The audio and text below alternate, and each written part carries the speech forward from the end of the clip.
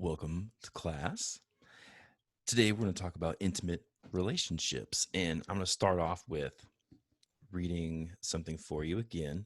It's kind of like the theme for the intro for the class this semester, sexy origins and intimate things. And in this chapter, we're going to read, I thought this was really cool, the first love poem. Okay, so the Sumerian people who lived between the Tigris and the Euphrates rivers in what's now southern Iraq invented writing about 3500 BCE, and many of their clay tablets have survived. And one tablet archaeologists call Istanbul number 2461. It contains history's first recorded love poem. The author is unknown. The poem was undoubtedly recited by the chosen bride for Sumerian king Shusin. In ardor and in imagery, the long Sumerian poem is reminiscent of the 10th century BCE biblical Songs of Songs, a dialogue attributed to Solomon on the physical love between a young man and his bride. Here, in part, is a recent translation of the older Sumerian poem.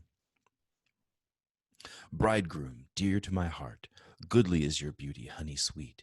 You have captivated me. Let me stand trembling before you. Bridegroom, I would be taken by you to the bedchamber. Bridegroom, let me caress you. My precious caress is more savory than honey, in the bedchamber honey filled. Let us enjoy your goodly beauty. Lion, let me caress you. Woo! That's some good stuff, huh? Okay. Now, history's first love letter. So, this is a love poem I'm reading, but the first love letter was written with a stylus on another Sumerian clay tablet. The author expressed her affection for her husband and signed off with your loving wife who has had a child. But, ooh, that poem, man, that is pretty darn good, huh? Okay, now, for this chapter, we will talk about love. It's one thing we're going to talk about. We will talk about communication, right? When it comes to intimacy, we'll talk about different types of relationships, as you can see from the slideshow, right? So, if kind of set us up for what composes this entire chapter, we're going to talk about intimacy. We'll talk about types of relationships, communication, relationship failure, and abuse. Now, no doubt, there are different types of relationships, all with their different levels of intimacy. So, first, we should talk about what intimacy means. But of course, all those deeper levels of intimacy involve some type of communication, right? Interpersonal communication. So, we will talk about that for sure.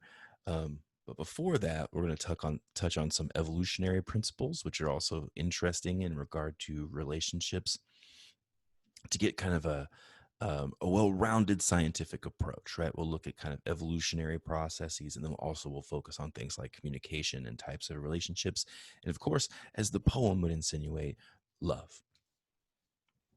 Okay, so first, what is intimacy?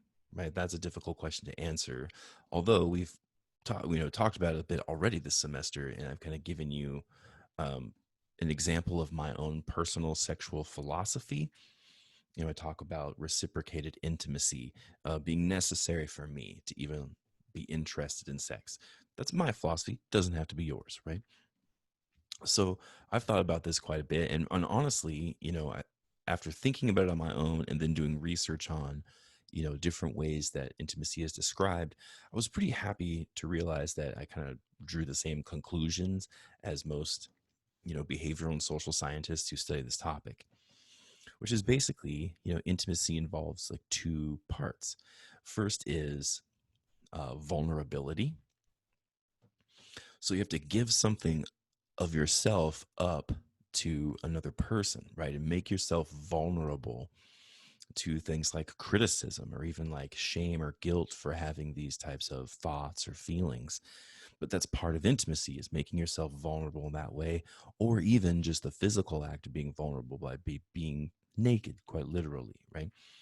That makes you feel very vulnerable too, physically, but it can be, emotional, physical, cognitive. I'm a selfish dude. For my personal sexual philosophy, I want all three of those things.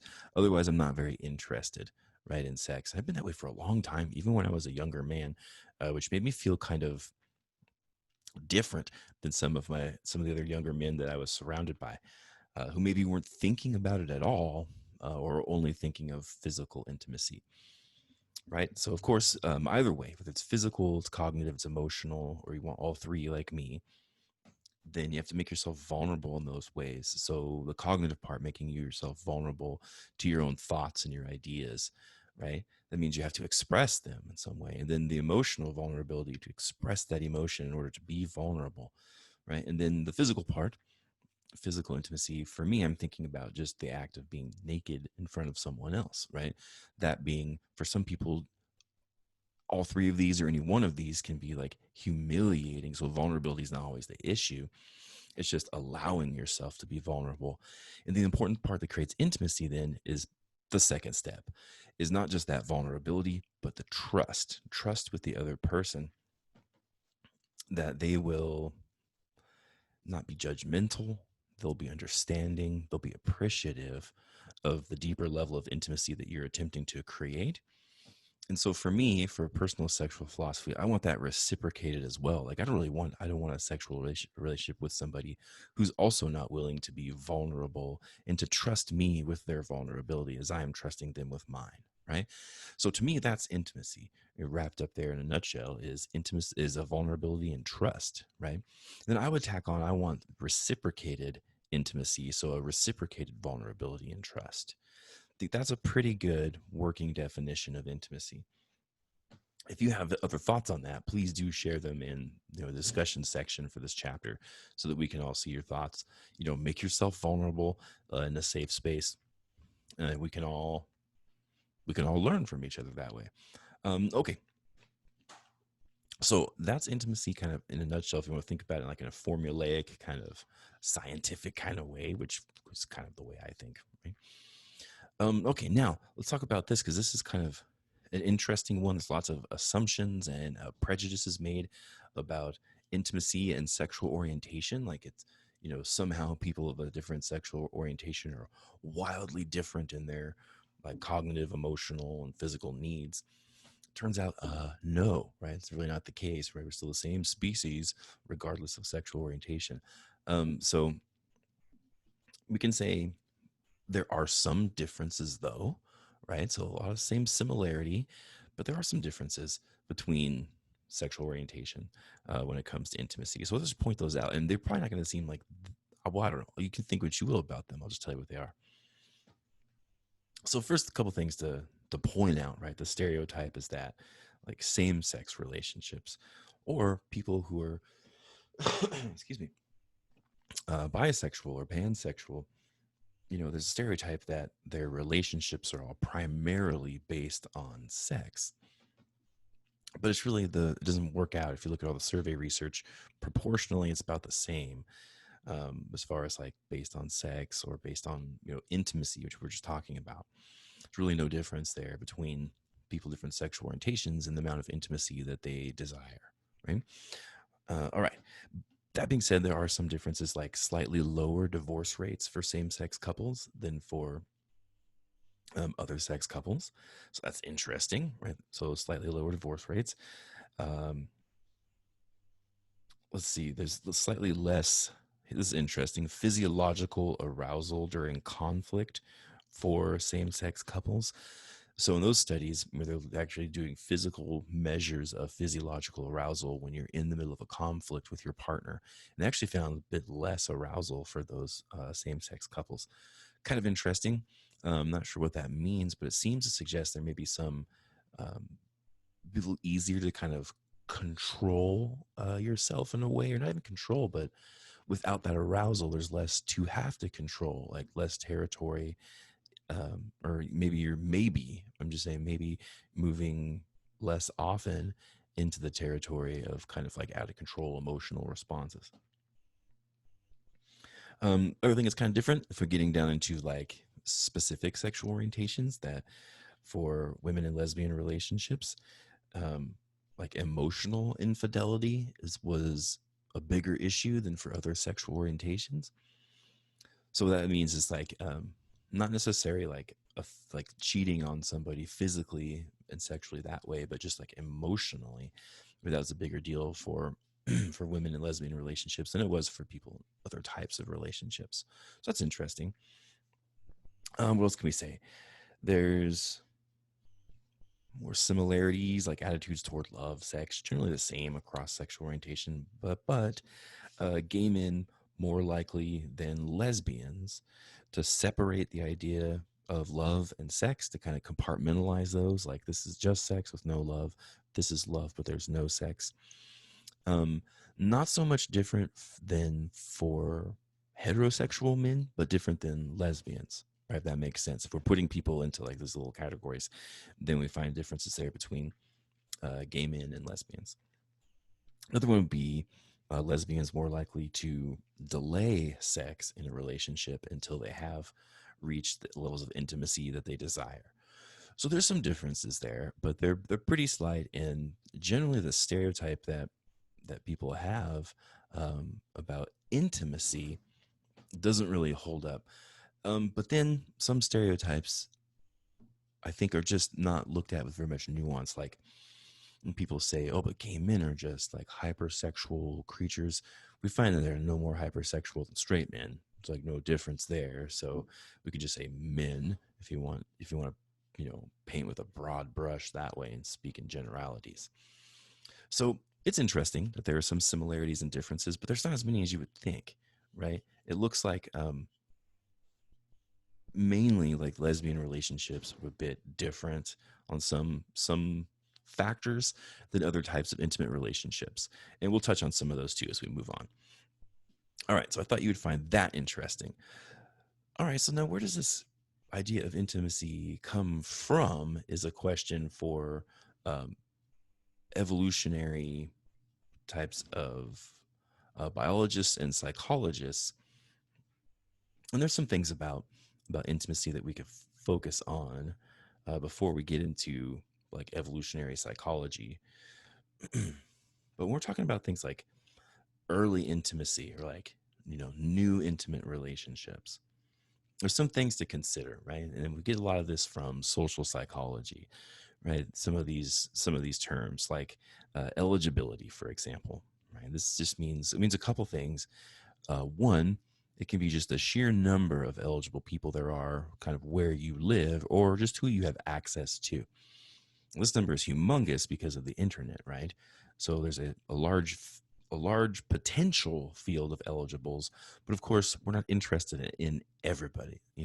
Eligibility also not just refers to like the quantity of people, but it does refer to the quality of people as well, because each of us has our own set of criteria for who we consider an eligible.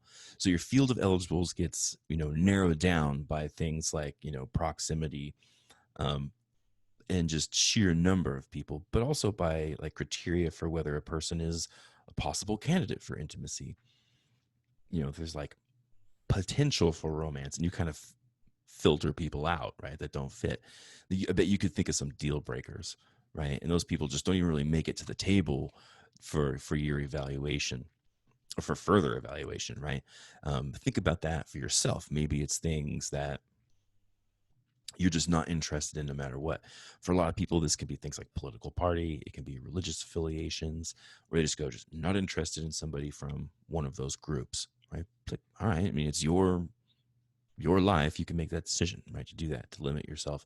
And that's okay. I'm not saying you shouldn't. Just it's gonna narrow down your field of eligible people. Or maybe it's people that you think are intelligent or not, or people that are funny or not, like all these things which might be important to you. So what is your criteria? Now, the realistic way to look at this, or at least when humans are observed and how they create this field of eligibles, is pretty interesting. You might think that you go in to this like evaluation process of somebody else, like you go in thinking, here's what I am looking for. But that strategy, first of all, is not used as often as you think. Instead, what people do is they go in and they say, here's my criteria of things that I'm not looking for, that I'm not interested in, right? And they have these red flags. They go, saw that, off the table, right? Think about like a dating app, for example, right? If we go like, ooh, here's some things I don't like about this person, you just slow wipe them away, right? They're gone. They're no longer eligible. So you're just left with people that on paper look like they're interested in the same things you are. Um, So that's the way people usually do it, is by elimination, not, addition. Say it's a subtractive process, not an additive process. Okay, so and that's okay. I'm not saying you shouldn't have criteria, um, but something to think about, right? You go in potentially, you know, eliminating someone which you might find interesting, or maybe they're just not romantic. Maybe be friends with them, but for a deeper romantic relationship, long term, maybe that's, these are deal breakers. All right, now not just like how many people are available, which is interesting, of course, and then your criteria for selecting them, which we'll get into in a little bit. Those are things to think about, like physical attractiveness. Now, I know a lot of us, grow up hearing things like beauty is only skin deep. And I think that, that's true. I think what they're trying to say with that is that, beauty is only like the material veneer on the outside, maybe a gilded cage, right? But on the inside is like empty and feels like a prison. But on the outside, oh my God, is that person hot, right? So there's physical attractiveness, and I think they're also trying to say beauty is skin deep. There's other qualities that make people attractive, and maybe those should be the primary focus, right? For happiness in long term relationships. Okay, fair enough, but that's not usually where it starts, because people don't have like displayed, on their clothing, here's my IQ, here's my results from my personality test, right? That kind of thing. It's a little bit more subtle sometimes, but not always. Sometimes we do things that are not subtle at all. So, but anyway, but physical attractiveness, in the ways this might be studied, I think of a couple things. Like one is, if you ever heard of this, it's called the "what is beautiful is good" hypothesis. It's kind of an interesting one. Um, we treat people that we think are attractive differently from the time they're born, right? You could start with babies. Which babies get held more, talked to more, given more stimulation from other people, handled more, more FaceTime. I don't mean like, on your phone. I mean like face to face with another person. Cute babies. Babies who are rated as, not as attractive, they don't get that same stimulation, and that could be detrimental to their development, right? So right away, right, we pay more attention to attractiveness even in infants. Isn't that a bummer? It's not good to be an ugly baby.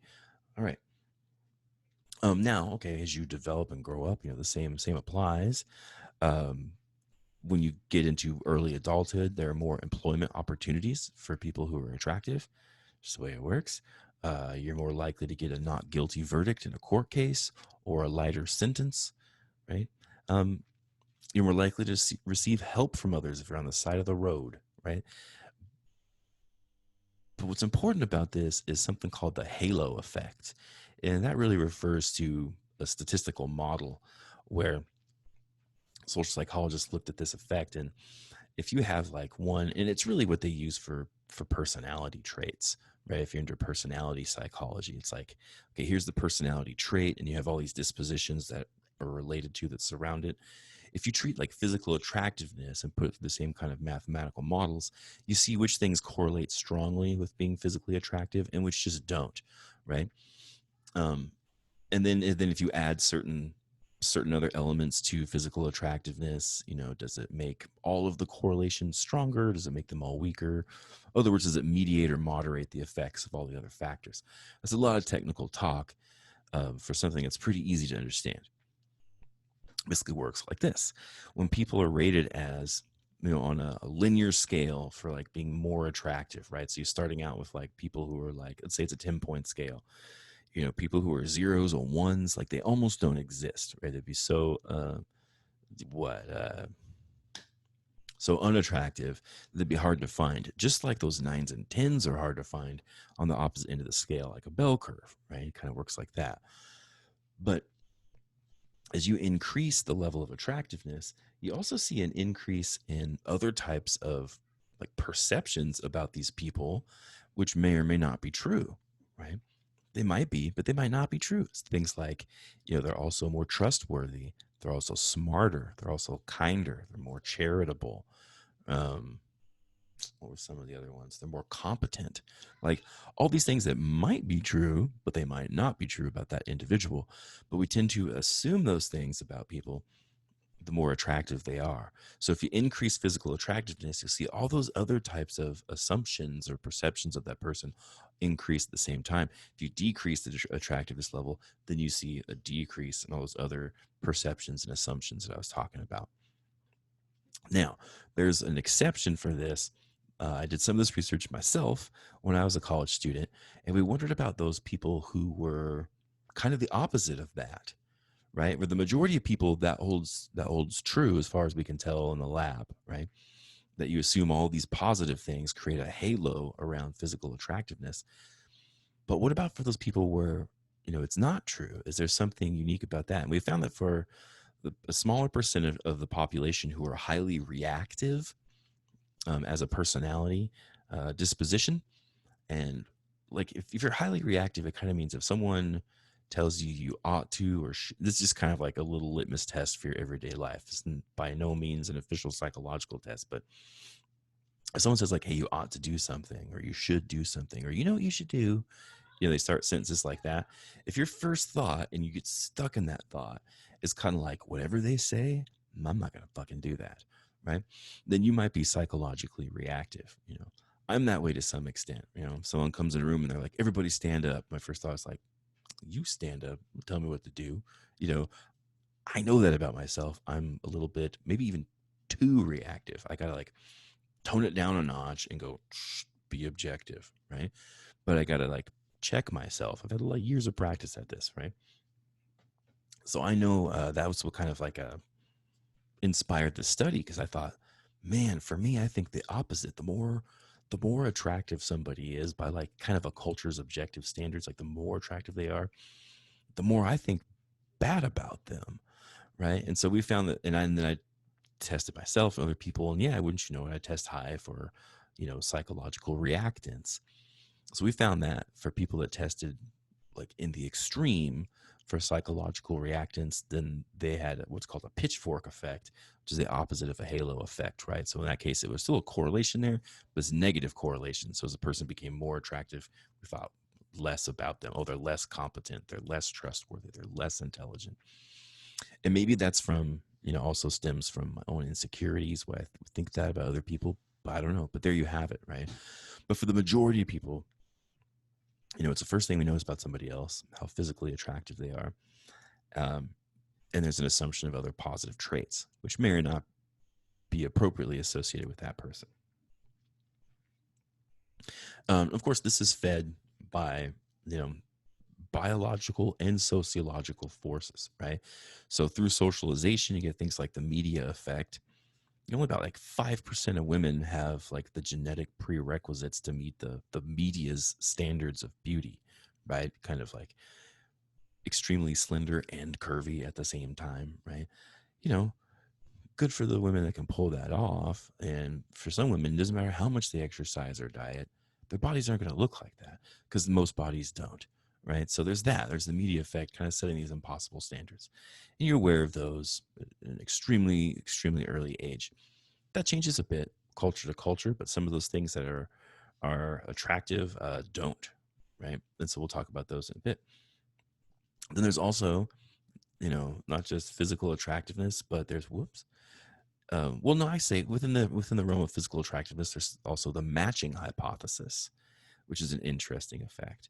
So the matching hypothesis, it refers to when like people tend to couple with romantic and sexual partners who possess a similar level of attractiveness to their own.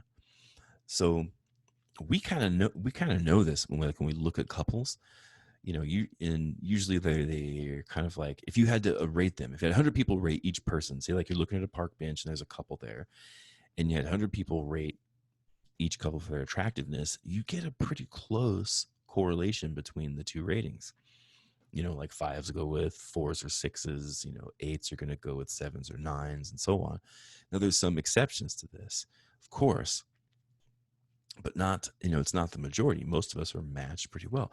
So now, I mean, if you have a partner right now, look at your partner, right? how would the kind of the world objectify them on a scale of 0 to 10 for how hot they are? Your score is probably pretty similar, right? That's kind of how that goes. But when it doesn't match up, we start to think of all kinds of hypotheses right away. So look at that park bench now and imagine it's like a really, really hot woman and a really, really not so hot man. But hey, man, they're like holding hands. They look to be, you see them kiss, and you're going, whoa, they're a couple. What's your first thought? I can tell you what most people think right away. They go, oh, that guy makes a lot of money. That's what they think, first of all, right? Oh, or we say things like, as a joke, sometimes even, oh, they must have an award winning personality, right? To make up for how physically unattractive they are. And those things are true, right?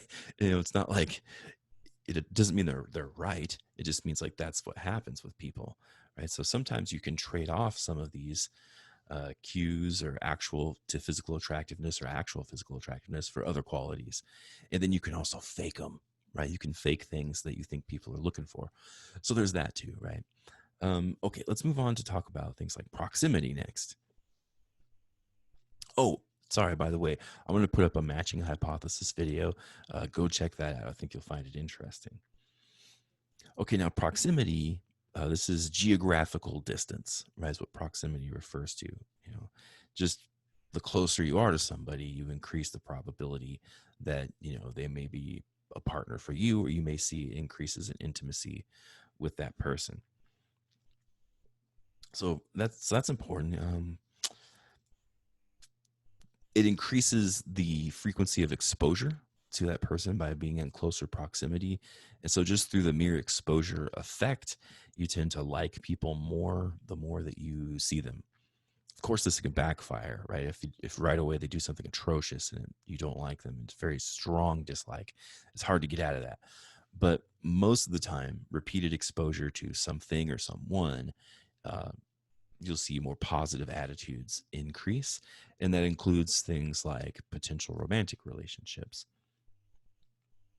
There was a study done in 2019 where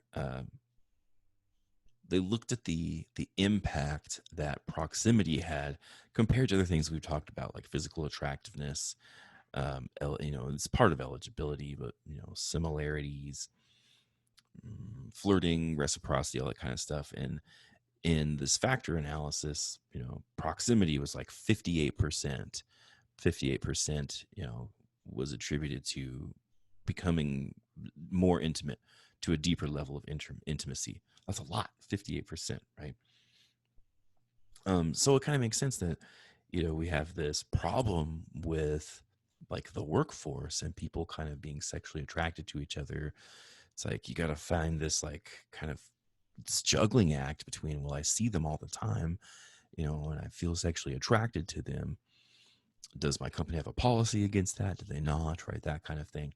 It's something to look into, because sometimes there's amazing relationships that come out from the workforce and being in close proximity with someone, and then other times it can go horribly bad, and there can be things like sexual harassment, right, or non-consensual, or unwanted types of sexual advances, and of course we don't want that, right? So that's a tough one. Okay, now we can also say things like similarity is important. Not just when I talked earlier about the matching hypothesis for physical attractiveness, but also goes for, things like your attitudes and your interests, your personality characteristics, right? So do opposites attract? Yeah, they do, right? You're to what is exotic is erotic kind of thing. Sure, right, that can happen, but if you're looking at long-term relationships, it's not a very good, predictor of success in long-term relationships. But neither is too much similarity. So if you have like the same exact personalities, the same exact attitudes and interests, that can get stale, right? I mean, imagine like if something new comes up in the news and you're like, did you hear? I want to know your thoughts about what just happened. And you're like, well, I already know what your thoughts are because they're the same exact as my thoughts. And so that can be a barrier to communication, just not communicating because they're going to be thinking the same thing. So that could be problematic. So probably What's best in regard to similarity is some kind of optimal balance, right? You're similar and different enough from each other so that when you're apart, you have different experiences, different takes on the world, and you can come back and share them with each other. You're not so different that you're doing that thing like, I thought they would change over time. I thought, I could change them and that kind of thing. That happens in small degrees, but it's not a given, right? So it can lead to distress in a relationship. So probably some optimal balance is good when it comes to similarity. What I always tell, when I have students or friends and they're like, I can't find a partner in life. I don't know what to do. I don't know how to do that. My advice usually is, yeah, you can go through the dating apps, that kind of thing. And, some people have great success with that. It's still a low number compared to those that don't. But there's lots of reasons why they don't. I would say another strategy to take would be get involved and do something that you're passionate about. Do that thing that you're passionate about, and you will find other people who are passionate about the same things. And within those people, that can become your field of eligibles, right? It can be your common interest, could be your similarity. You'll see them more often, right? So you got proximity. And then the physical attractiveness, you'll probably find someone who's about as physically attractive as you are. And that's okay. That's all right, right? Okay. Flirting is a funny one. There's a lot of things to say about flirting, and we'll get into this in more detail in a little bit.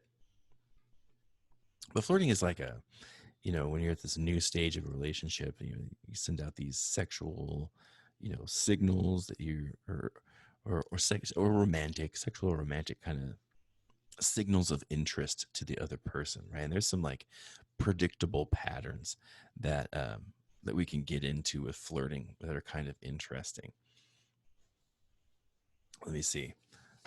Yeah. I wrote these down. This is kind of fun. It's like the 5 stages of flirting, right? So, this has been studied by psychologists and sociologists and communication professors, right? And they basically center on like these 5 steps, right? And almost in this order, right? The first is what we might call the approach, right? And this one typically is initiated by women. And um, through eye contact first. I don't mean like the actual walking up to somebody. They usually initiate it with eye contact, right? So, let's say like, you meet this woman's gaze and maybe she'll, what's she going to do? She's going to look down and then look back up at you, right? It's like, oh, okay, that's a pretty good sign. Or just maintain that eye contact. That's another way. And then typically, that person who's doing the eye contact, kind of controlling the eye contact game, the other person will approach them, right? Make their way over, across a crowded room, right? If they're at like a bar or a party, and they'll take care, not to appear eager or aggressive, right? This is kind of the approach. Okay, now, step number 2 is the conversation. Here's where a lot of people fall apart, right? So, who do you think talks first in a conversation? Hmm? Hmm? I can tell you, typically it's men.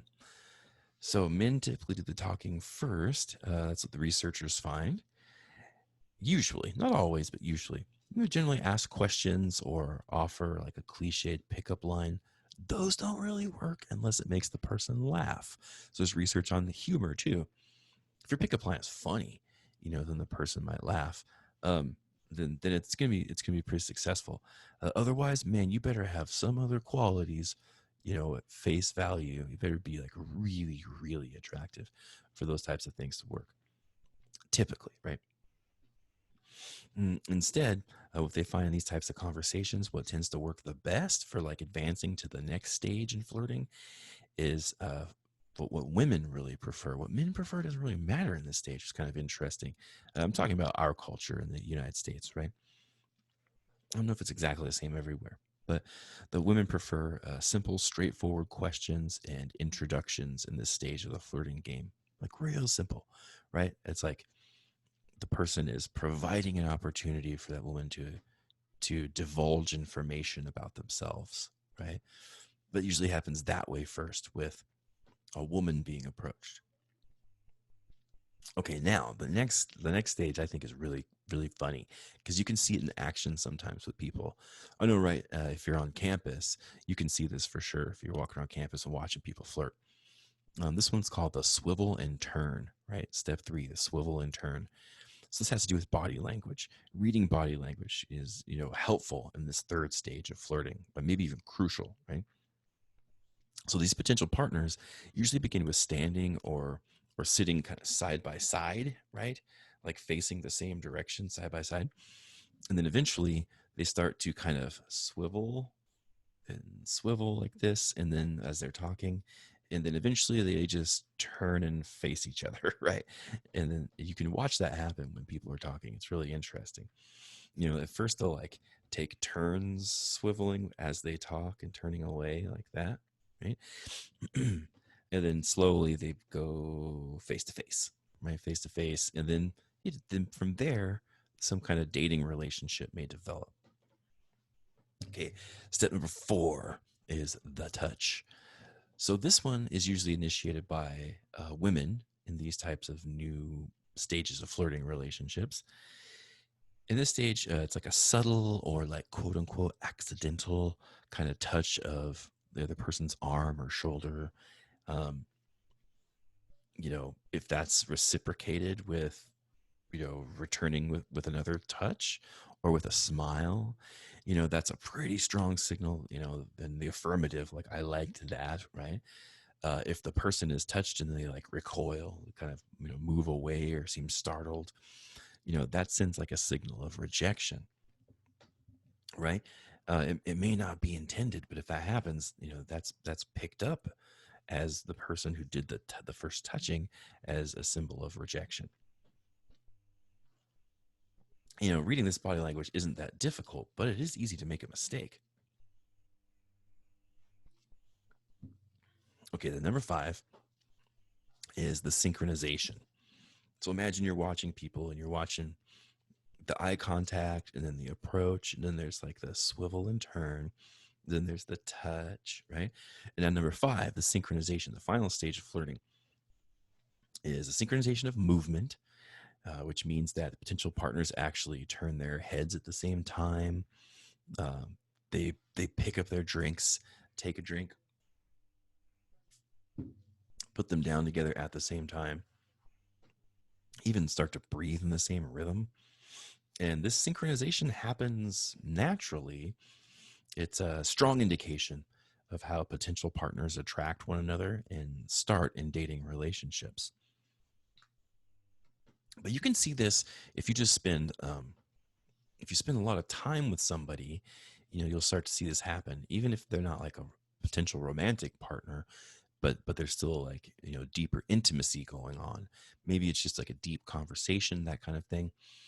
It's also a way that some social psychologists, call this the chameleon effect, that you can actually mimic this on purpose, and you're more likely to have people think favorably of you, which if you're essentially copying their nonverbal communication, like you're more likely to get a job. So like in a job interview, if the person interviewing you, sits a certain way, if you sit that way, if they like cross their legs, for example, then you cross your legs. If they're leaning in, then you lean in, right? That kind of thing. Then they like you more, which is interesting. So it's like we know these cues so well that sometimes we can even mimic them, and use them in some manipulative way. So be aware of that. Of course, there are people who have mastered flirting, but maybe their goals are different than yours, right? So they're kind of cool studies on flirting where they look at how bad we are at it, actually, how actually terrible we can be at flirting. So there's this study from Kansas State University in 2012, where they were working on whether people could accurately detect flirting. And what they found was like basically what they would do is they would have, uh, kind of as part of the study, people would or wouldn't flirt with you.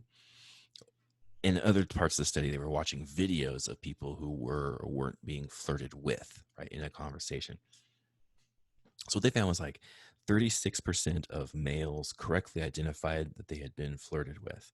36, right? So that means they missed it 64% of the time, which is interesting. And it was 18% for females. 18% of women correctly identified that they had been flirted with. 18%, right? So that's strange. That might right away might tell us that we're bad at flirting if people aren't picking up on it, or we're bad at picking up when we're being flirted with, right? Some other stats from the study: 80% of the time, we knew when we were not flirted with. So we're pretty good at knowing when we're not flirted with, but we're pretty bad at knowing when we were flirted with, right? All right, now some other stats: correctly recognized. Uh, let's see. Hmm. So when watching other people, but when it's not you, we're correct about flirting 22% of the time. And across the board, men and women were both better at detecting when women were flirting than when men were flirting. Interesting, right? So we're pretty bad maybe at flirting, but at least at detecting the flirting. But we're better at detecting when women are flirting than men. Weird, huh? So it says that we have a lot of work to do when it comes to communication, right? In these deeper levels of intimacy and relationships. And some of it you know intuitively, right? Like think about being in class and sitting in the classroom with somebody, and right away you got the proximity because you're in the classroom. You've got the frequency, the mere exposure because you're seeing them like twice a week, for maybe a few hours every week. So you're seeing the same people. You get territorial, sit in the same desks every time you're in the classroom, right? All of that, right? So all that is like conducive to creating like a field of eligibles for potential intimacy, even if that intimacy is just friendship, right? If it's not romantic, right? Still a deeper level of intimacy, which just means I'm sharing something vulnerable about myself with you, and I'm trusting you to do the same. But sometimes people don't do the same, right? And that's like a pretty strong cue that they're not comfortable with this level of intimacy that you are like proposing to them, right? Ever done that in the classroom? Like you're sitting in the classroom, you start off talking about things that are immediate to that context. So if you're in a human sexuality class, you're talking about, the assignment that I put on Canvas. You're talking about your exam score. You're talking about how to write the paper about your personal sexual philosophy, right? Discussing all of these things because all those are like appropriate for the context. And they're not very, you don't have to feel very vulnerable discussing those. Like it's all appropriate for that context. And so then, you talk to this one person a lot and you seem to think they're interesting. And maybe you're not like thinking explicitly, how do I get to a deeper level of intimacy, a potential friendship with this person? You're probably just behaving what you think of as kind of naturally without like an explicit script. So you share something with them. Maybe it's something political or something religious or just something personal about your life, right? Doesn't have anything to do with the class. And you say that to them, and then they have a choice to react. They can ignore you, right? Well, if they ignore you and turn their body away from you, that's a pretty clear sign they don't want to talk about that with you. And maybe they're not comfortable with that level of intimacy or that type of relationship. They don't want to be friends, right? Maybe you tell them and they go, they kind of make that face. It's like, okay, that person's not ready or they're just not interested in that level of intimacy or friendship or relationship with you.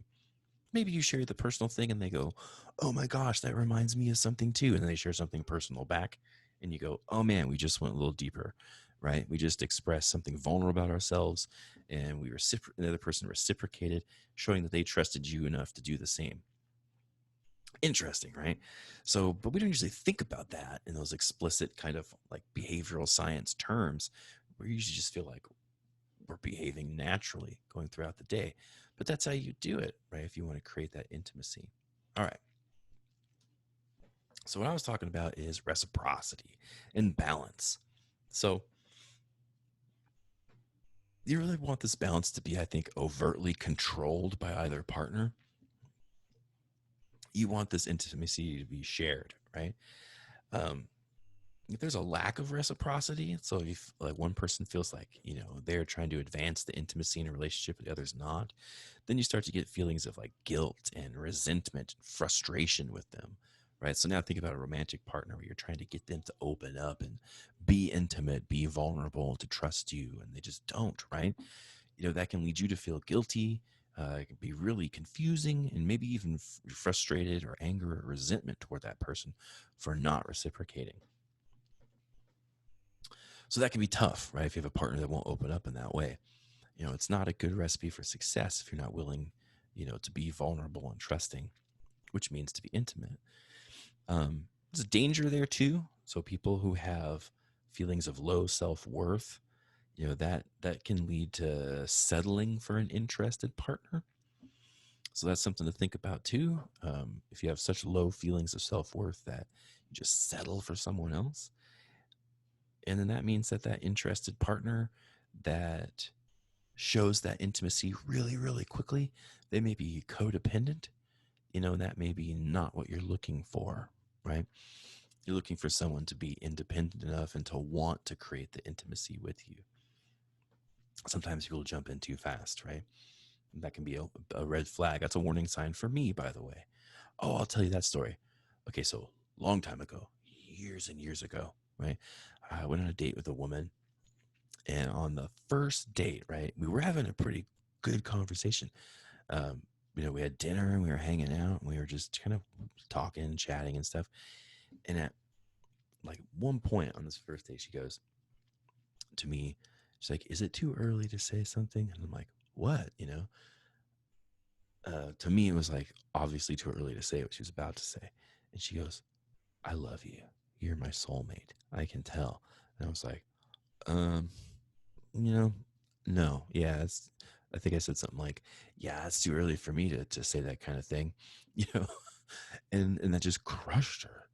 She was like crushed, kind of like, "How could you respond that way?" And I was like, "Yeah, see, it's like red flag right there."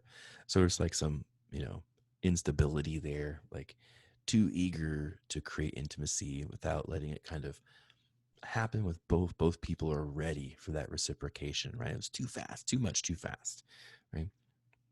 And no, if you're wondering, did not go on a second date with that person. It's like, damn, person was mad too. They're like, I told them how I felt.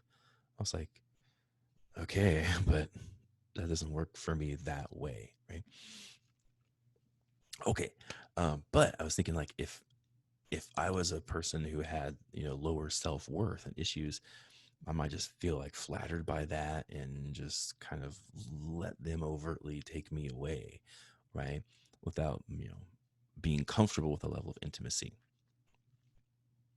Okay, so let's talk a bit about now. We're talking about starting to get into things like communication. We're talking about flirting, right? And in particular, like the 5 stages of flirting and the different types of factors related to intimacy.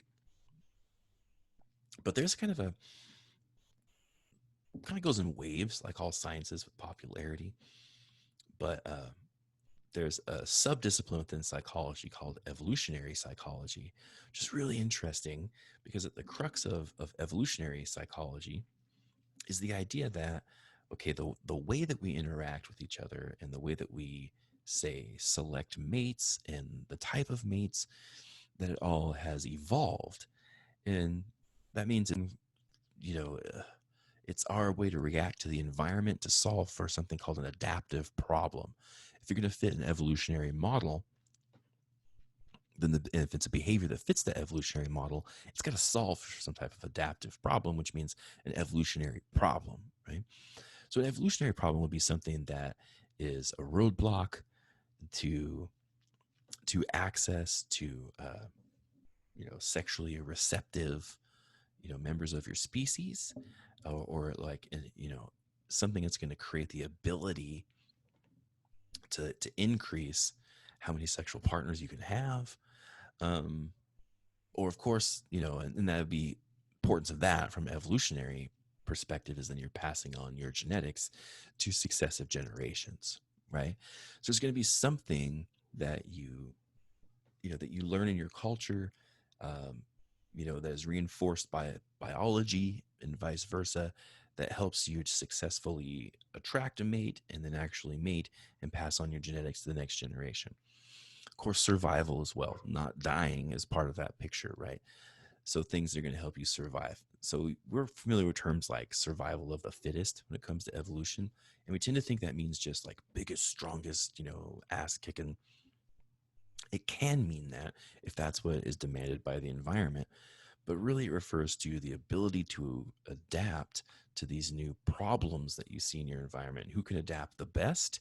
Well, you're going to be more attractive to members of the other sex, um, and then you're more likely to pass on your genes, and there's a higher what predisposition for your offspring to have kind of the same qualities, right? That's kind of the idea there.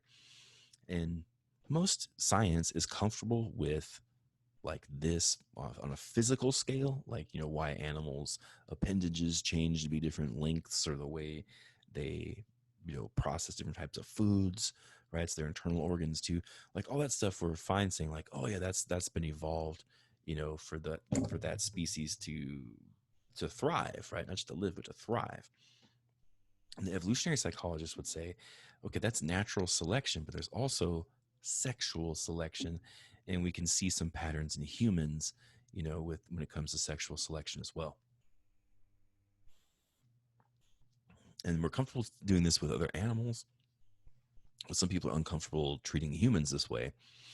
But I would argue there's lots of evidence to suggest that, a lot of these evolutionary psychology ideas, they might have some explanatory value for some of our behaviors, especially those behaviors that don't seem to make sense, except for how they would, um, serve as what cues to what the other sex is looking for in us. So that's kind of interesting, right? So I had the peacock here because, when this was first studied, or at least one of the first popular studies, the scientists were taking the peacocks, and you see like the different eyes and their feathers, and they found this direct linear correlation between the plumage, and it really was like counting these little eyes and their feathers, and how many different sexual partners these peacocks had. So how many peahens were actually interested in the peacocks. If they took feathers away, they could accurately predict how many peahens would be interested in these peacocks. If they added feathers to their plumage that already existed, they could increase the rate of attractive partners at a predictable rate. Super interesting, right? And you can do this with so many animal species. Put a video up for you guys to watch on Canvas about a puffer fish. Go check that one out. The puffer fish, man, he doesn't have the same like colors that other fish do to make them attractive. Some birds do dances. You've probably seen videos of that, but the puffer fish does something really, really interesting. Creates this intricate artwork. Um, that attracts the female puffer fish. Go check that out. I think you'll probably end up rooting for the little guy. It's hard not to. It looks like so much effort goes into attracting a mate. Okay, so if we can look at humans, through the sexual selection lens, the way we look at animals, we see some patterns that emerge, and evolutionary psychologists offer an explanation for that. And I just wanted to show it to you, and you guys might find this interesting. Okay, so it's called the parental investment hypothesis, or now there's so much support, they're starting to call this the parental investment theory.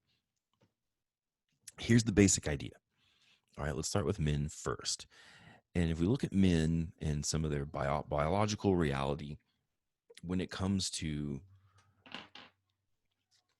what do you want to say? If it comes to procreation, right? So when it comes to the act of sex and conception and carrying a child full term, and then caring for children afterward, we see a difference between men and women, and you can see it in the way that we set up our cultures. And if you're a feminist, this is something that you're fighting against, typically, right?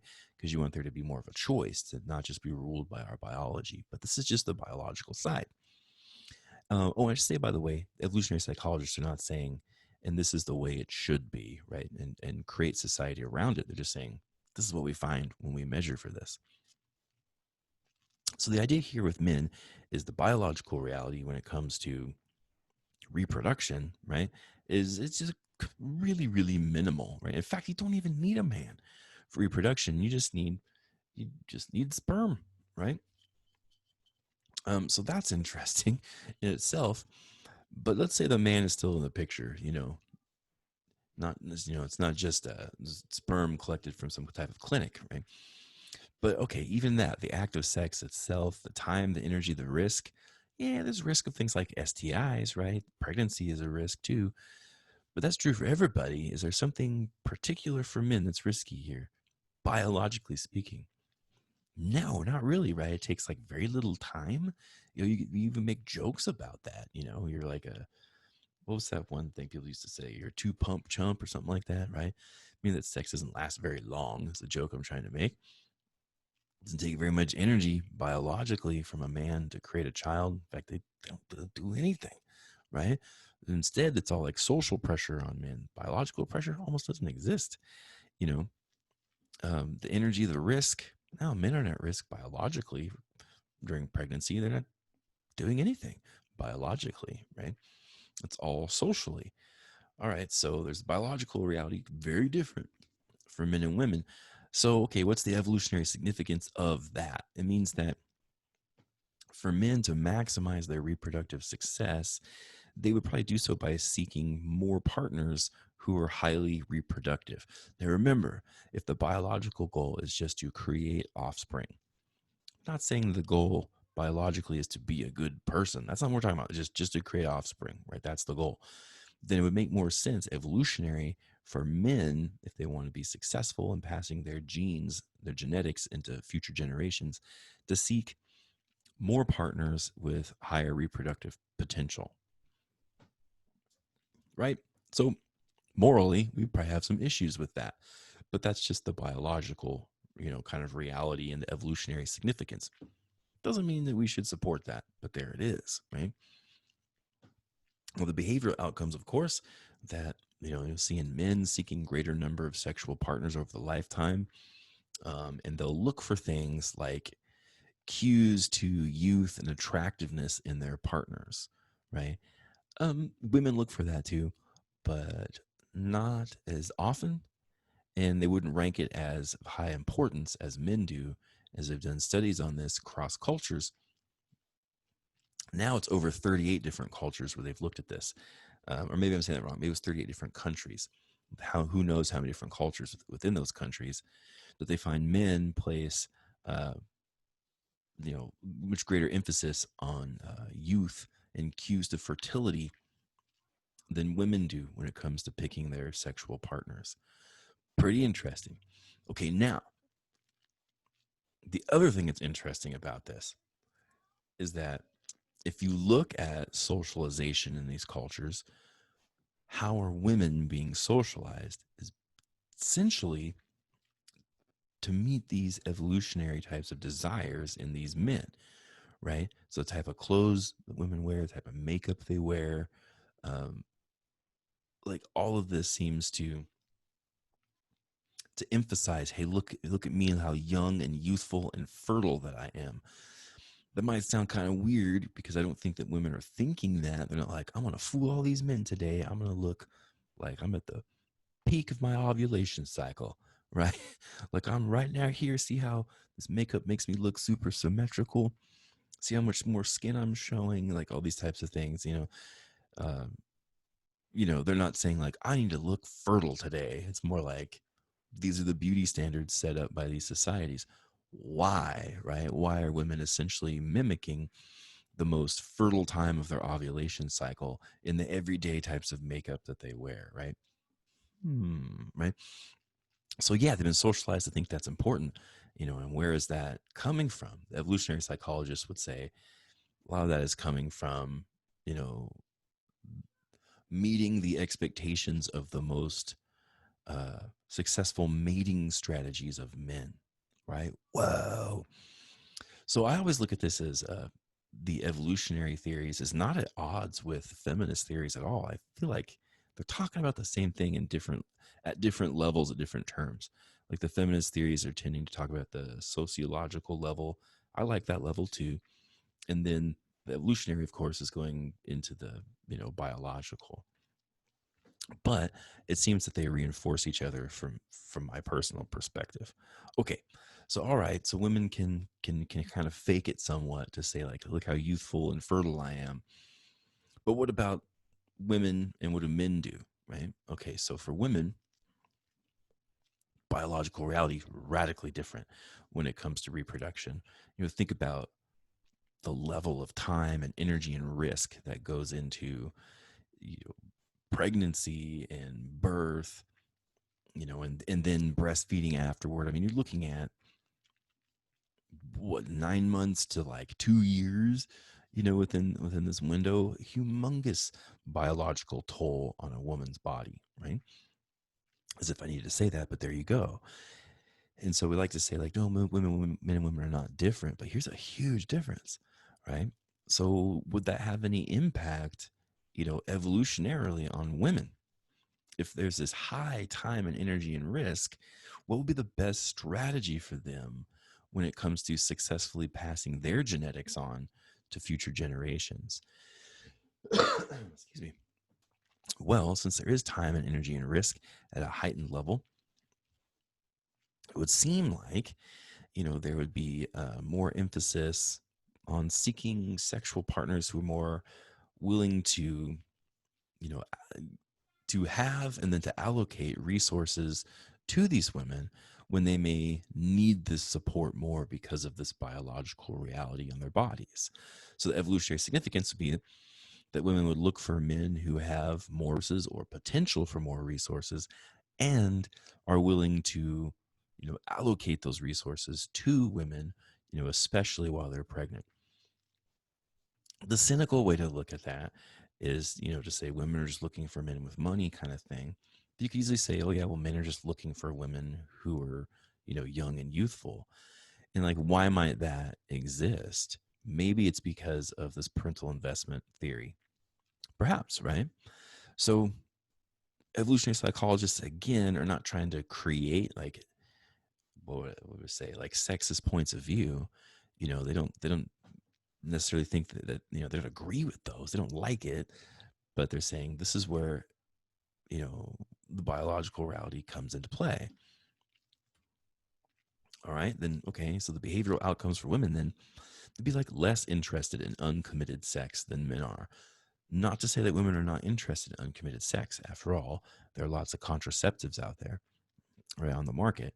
And so we have seen women become, on these surveys have been done for decades and decades, we see women becoming more interested in uncommitted sex as it becomes safer and the risk of pregnancy in particular becomes minimized, right? So that's interesting, right?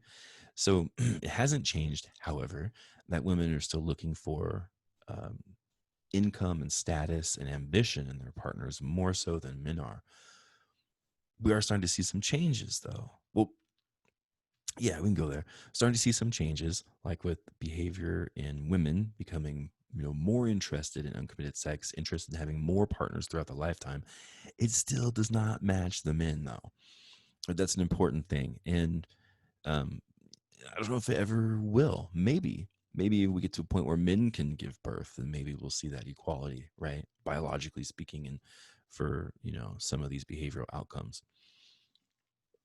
So less in becoming more interested in uncommitted sex than ever before, but it still doesn't really match the men's interest levels for number of partners and how often and that kind of thing. And also women haven't stopped looking for status and ambition. What you're seeing more now is that men are looking for that too.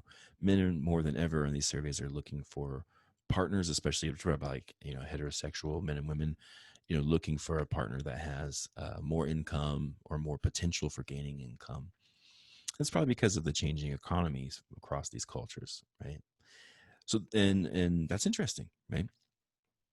Now, the thing that hasn't changed though is that women are still more interested in that, right? So these women who now are getting these opportunities more and more often to have these higher paying jobs and to have more social status, they're tending to look even higher at men that have even more income and more social status than them. So interesting, right? Here's some more things I thought you would find. Oh, I didn't talk about what men do. Okay. So we talked about women earlier, like basically wearing makeup and different types of clothes to show, to try to meet social beauty standards. But from an evolutionary point of view, to say also to make yourself look fertile, which is strange, right? 'Cause I don't think that's what women are thinking at all. Like, I imagine women doing their makeup in the morning, like, "Gotta look fertile today," right? But what do men do? Okay, so what do men? If men know, they women are looking for like cues to resources, then how do men acquire those? Right. Well, maybe it's going to college. Getting a college degree.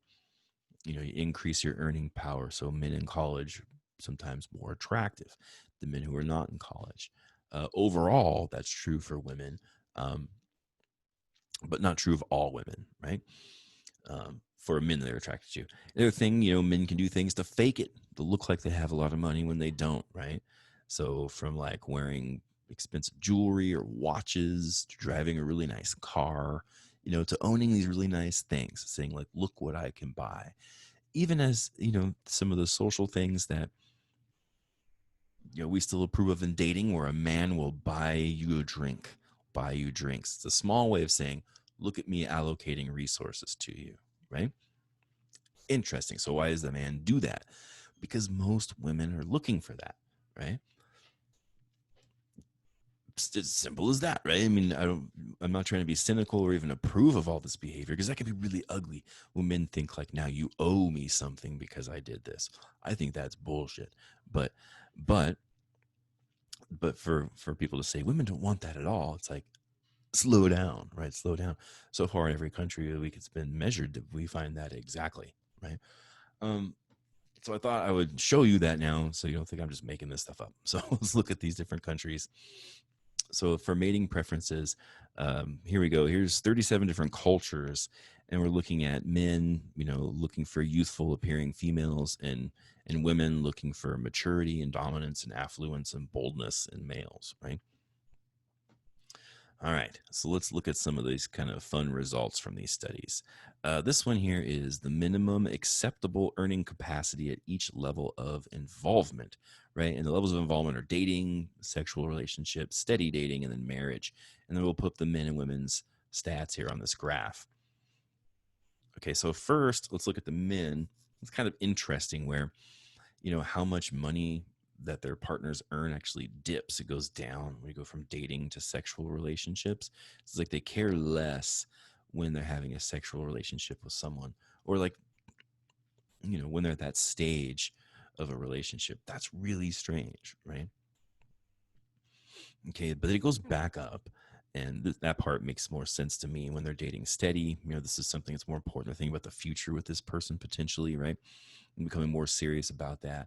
So like the earning potential of the other person becomes, more important. And of course, when they're married, slightly more important still. Like, oh, okay. So it's weird there's like the dip. Why does it dip down with sexual relations? Right? When they go from just dating to having sex, they care less about how much the person owns. Is it because they're only thinking about them as sex then?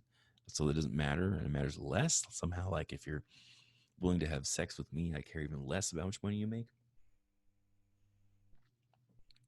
Maybe, right? And then when it goes to the next stage where you start, dating regularly, it starts to become more important. So they're thinking more about the future instead of maybe just that moment. Not sure, right? But for women, we see a different pattern, right? So from across the very beginning, it's more important how much money their partner makes when they're dating. It goes up, when they see the sexual relationship begin. I figured here, though, it's interesting that they will go up even higher. So that's a slight increase, right? Here's the big one: steady dating, and then even larger to marriage itself, right? So more important for women than men, across the board at all stages. And the biggest discrepancy being when the relationship becomes sexual, which is interesting. And it's not because it goes up so much for women, it's because it goes down lower for men. Okay, what's this one? This is the preference for good financial prospects in marriage. We have men and women. We have different cultures here where they're all significant. There are more than these, but it's all I wanted to throw on the graph. So we got, here's men, their ratings of how important it is for their partner to have money in a marriage. And then here's women, right? Okay, so it's not like it's not important to men, but it's more important to women in all these countries where it's been measured. So a couple of countries where you have be closer, like wealth equality, and you'll see these numbers look more similar, which is important to both people across the board. They tend to make less money, but they make an equal amount of less money. So of course, then it becomes even more important because they need two incomes, right? So I imagine the USA is going to be changing here too. Okay, what about social status in a marriage partner? Okay, so it's important for men. It's not like they don't care. It is important, but for women, um, more important, except for in Estonia here.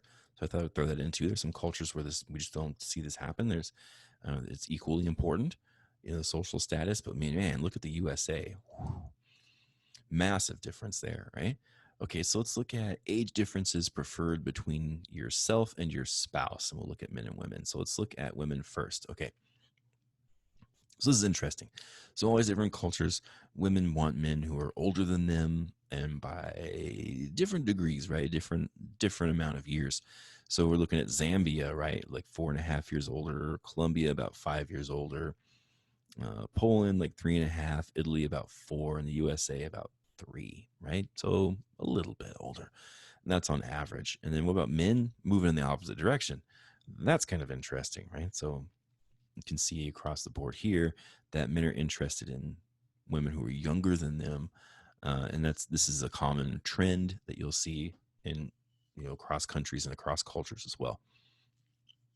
This is probably men looking for cues to fertility, and then women looking for cues to success, and it probably takes longer to gain those cues for success or to be successful.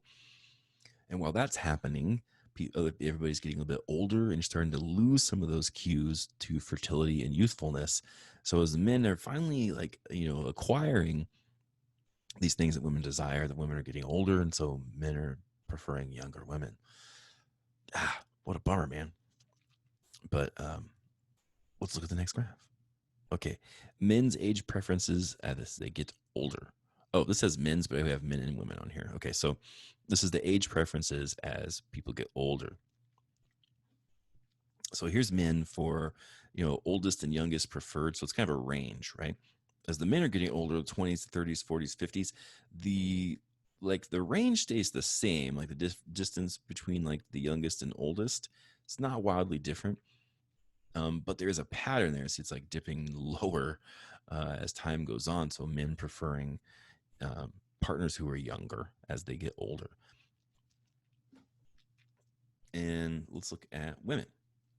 Women, you see, a slight difference, but it's not significant. So they prefer this gap, with men being older than they are. And it doesn't change a whole lot, right? But it is a range. There is variance in there. So that's good to know. You can see the variance here is about 10 years. So that's a pretty big range of variance. What's interesting about the men, though, I was thinking about this as it goes down, as the age goes down, as these men are getting older. If you look at like divorce and when men remarry, they tend to create a larger gap between themselves and their new spouses each time. So if you look at men who are married multiple times, for example, maybe the first marriage there was a 5-year age difference, and then the second marriage there was an 8-year age difference, and the third marriage there was a 10-year age difference. Tends to be the pattern that you see. And with women, you don't see that. You just don't see that pattern show up. So that's interesting. I don't know that men are thinking, I'm looking for a fertile woman because I'm trying to have children with them, especially as they're getting older, these men. But maybe something that's still ingrained in them, and then supported by socialization, right? You want that new, younger, hot partner. And for women, there's kind of a joke there, but we don't see it. We don't see it in the data when women get remarried. Okay, check this one out. Desire for physical attractiveness in a long-term mate. So first, women. Right away, I want to say, it's not like these are not binary issues like where, these are only important to men or only important to women. That's not how it works, right? We're just talking about when they're more important to one sex or the other. So for women, right, physical attractiveness, important, right? But compared to men, not as important, right? It's more important to men than women, in just about every culture that they measure for these things. There's some exceptions here and there, but usually it's not like the what do I say? The conclusions like switch from male to female. It's more like they're just equal and the same, right? But yeah, this one, attractiveness is important to everybody, but looks like more important to men than women. All right. Oh, this is my favorite one. So check this out. This is so neat. So this is the women's sexual desire as a function of their ovulation cycle. So this desire rating is made up of two parts. So they're reporting sexual desire. So it means there's two things going on there. You can look at them one at a time, but they put them together for this graph, which is how much this person desires having sex, and the other way is how desirable they feel. Right. So, by the way, they make the same, just about the same graph anyway. If you put these two things together, if you look at them one at a time. So, this is on the x axis, you have days relative to ovulation. So, ovulation's right here in the middle, right? This is like the most fertile peak, right? And then you have 15 days out, 10 days out, 5 days out. And then they go the opposite way, 5 days out, 10, 15 days out, 20, right? So, check this out. This one's animated here. So you can see, okay, sexual desire going up, especially from going to 10 to 5 days from ovulation. Boom, there's the most fertile window. That means the most interest at that peak in having sex, and then also feeling sexually desirable. Interesting, huh? And then he goes back down and move away from the ovulation window. This is just like fascinating to me. It's because I feel like it's a large part like outside of awareness for a lot of women, like the subtle ways they may change their behavior and the subtle ways that their bodies change. Of course, when it's not subtle, you're going to notice it, right? Like there's something painful or there's undesirable is happening. Of course, that's noticeable. But I like all the like the weird behavioral things that women do to try to mimic this peak right here, right? Like this peak right there, like what your body's doing naturally, like fat deposits changing, creating more symmetry in the face and the breasts and the hips. Like there's all these subtle changes. Cool study. You can look at like time lapse photography. When you look at women who take a picture of themselves every day, and then they have people rate them for how like which of these pictures is the most attractive. They're always like right here in this window when these women are rated as most attractive. And you can see it when they're all side by side like that, where women's cheeks become more red, more flushed, their lips become a little bit more swollen, their pupils a bit more dilated, right? Their skin changes, their complexion changes a little bit. And it's funny that then women would wear makeup to try to recreate all of that, to look like they're fertile, right? Which is probably like the opposite of what most women are going for. Like, I'm going to put on makeup tonight. Let's say they're going out for like try to find someone to have sex with casually. They're not like, I'm going to get pregnant tonight. They're like, no, that's the opposite of what I want, right? But whether you're looking for, a mate or not, there's still all that social pressure to like wear this type of makeup or the natural look, right? That looks even more. It's just like a less exaggerated, more natural version of what you look like when you're at your most fertile. So amazing, right? Like men don't have something like that as far as we can tell. Maybe we do, but no one's discovered anything yet. It's fascinating, right? Okay, so criticisms and alternative explanations of evolutionary psychology theories. Let's look at that. Okay, so the obvious is the cynical take, and it's a very non-nuanced message, which I don't support, right? But if you're saying like, okay, men are pigs and women are gold diggers, that's a weird way to, you know, A, like I said, not take a nuanced approach to this topic at all. And B, probably runs counter to, what your interests, if those are like getting laid, right? Saying those things are probably not helpful. But the more important is that this is just not a nuanced approach. You saw there's variation in these, right? There's variation. Of course, not all men are the same. There's variation for women. Not all women are the same, obviously. However, you can say that in studies where they'll take, for example, let's look at this one. It's one of my favorite studies. It's such a simple one, where you take ratings of men, and they're rated for how attractive they are. So let's say you've got a man who's like on a 10-point scale, a 10, he's like the hottest guy, right?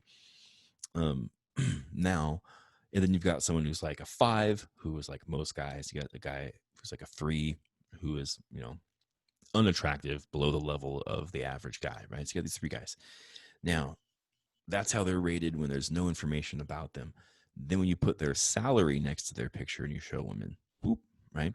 You give that hot guy, a salary that's really small, and they say, "How attractive do you think this man is?" Right now, he's a 10, without any information. Like now he's like he's like a 6 or 7, right?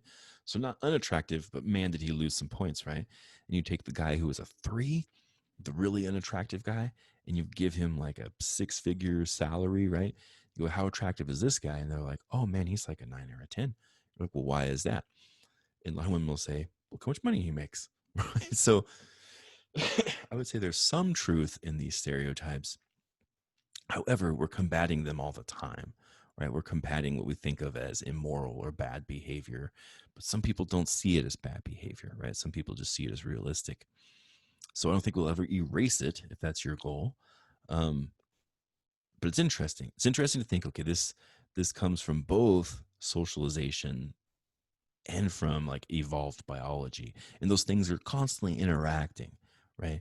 We tend to only look at the socialization part and forget about the evolutionary portion, which doesn't excuse behavior, just tries to explain it, right? All right, if you like this topic, if you find this interesting, here's a really good book that I recommend. You don't have to be a psychology professor, even a psychology student, to understand this book. It's a really good one called Why Beautiful People Have More Daughters. It'll give you a really good overview of evolutionary psychology. I highly recommend it. Okay, now we talked about some evolutionary approaches. Let's move on to some other approaches and perspectives about intimate relationships. And I think I'm going to end that video right here because it's getting long, and I'll make a second part. I'll be right back with part 2.